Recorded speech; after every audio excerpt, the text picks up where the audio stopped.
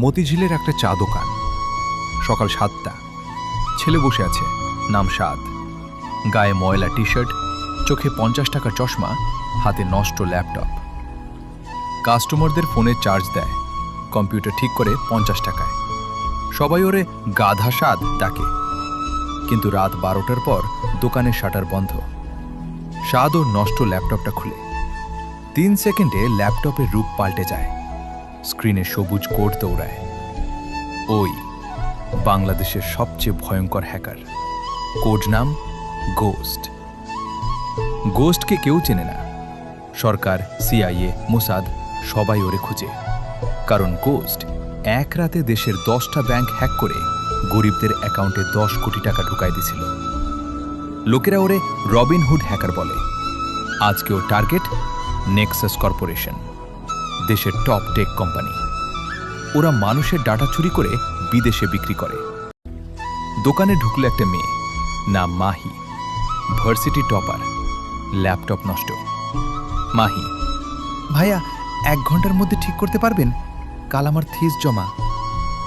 সাদ চশমা ঠেলে বলল, আপা, আমি গাধা মানুষ, 200 টাকা দিয়েন, দেখি কি করা যায়। মাহি হাসল। গাধা হলে এত সুন্দর করে কথা বলেন কেমনে? সাদ লজ্জা পেয়ে চা বানাতে গেল। ও জানে না এই মেয়েটাই নেক্সাস কর্পোরেশনের সিইও এর মেয়ে। রাত 2টা।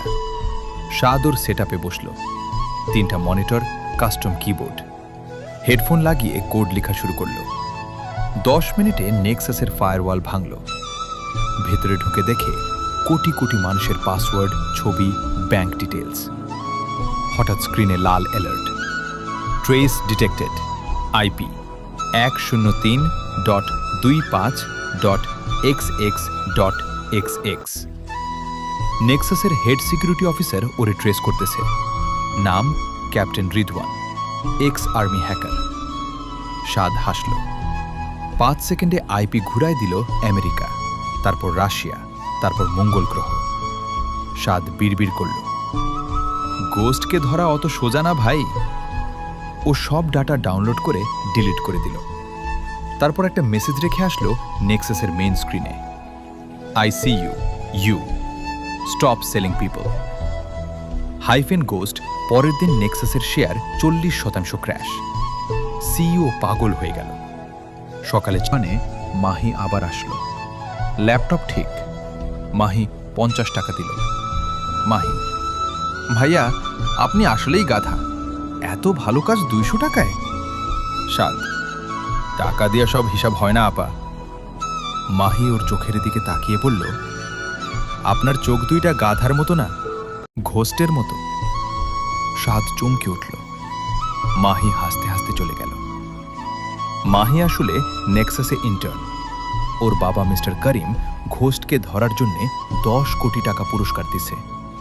মাহিকে বলছে, চা দোকানে ছেলেটার উপর নজর রাখো, ঘোস্ট গরিবদের হেল্প করে, ওখানেই লুকাবে। মাহি সাদের কাছে আসা শুরু করল রোজ, ল্যাপটপ ঠিক করার বাহানায়। সাদ বুঝে গেছে মেয়েটা সন্দেহ করে, কিন্তু ওর মায়াবী হাসি দেখলে সাদের হার্টবিট বেড়ে যায়। একদিন রাতে নেক্সাসের সার্ভারে আবার হামলা হলো। এবার ঘোস্ট না, নতুন হ্যাকার গ্রুপ, ডার্ক ওয়েব। ওরা নেক্সাসের সব ডাটা ডার্ক ওয়েবে বিক্রি করে দিবে। সাদ বুঝল ওকে থামাতে হবে, না হলে মিলিয়ন মানুষের জীবন শেষ। সাদ ঘোস্ট রূপে ডার্ক ওয়েবের লিডার ভাইপারের সাথে চ্যাটে ঢুকল। ভাইপার: তুই কে রে? ঘোস্ট, মাঝখানে আসিস না। ঘোস্ট: গরিবের ডাটা নিয়ে খেলিস না ভাই, শেষবার বললাম। ভাইপার: তোরে 1 মিনিট দিলাম, এরপর তোর লোকেশন লিক করে দিব।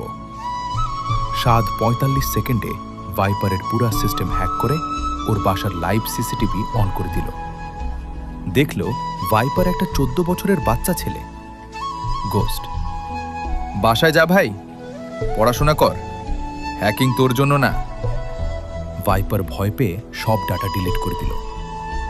পরের দিন মাহি এসে বলল, সাদ ভাইয়া, কাল রাতে ঘোস্ট ডার্ক ওয়েবকে থামাইছে জানেন?